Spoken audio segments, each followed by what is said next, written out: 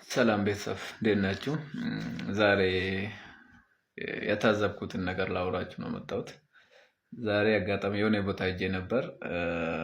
እዛ ቦታ አጋጣሚ የሆነ ትልቅ አባትና የሆነች ልጅ አንድ ላይ ነበሩ። ልጅቷም ቆንጆ ነገር ስለሆነች እያየኋት ነበር። በኋላ ላይ እኔም ምን ሆኜ ነው ከአባቷ ጋር እያለች ምን ሆኜ ነው ምናምን እያልኩ ነበር።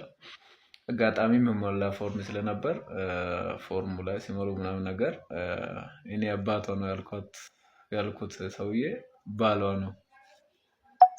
አንቺ ምን ሆነሽ ነው? ድፍረቱስ ከየት አገኘሽ? የኔ እናት። እኔ አሁን ቆይ እስኪ አንድ ጥያቄ ልጠይቃችሁ ሴቶች፣ ሳምና እንደሷ ትልቅ ሰዎች ነው ያገባችሁት ማለት ነው። አሁን ስትወጡ ከነሱ ጋር ስትወጡ ማለት የቤተሰብ ጥያቄም ሊሆን ይችላል፣ ለአመት በዓልም ለእራት ግብዣም ስትወጡ አታፍሩም? እንደ ሌሎች ባለትዳር አንድ ላይ ስትወጡ ሼም ምናምን አይዛችሁም? ሼም አይዛችሁም?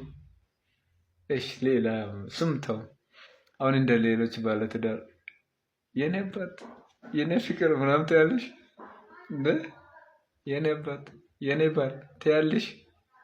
ድፍረቱ አለሽ?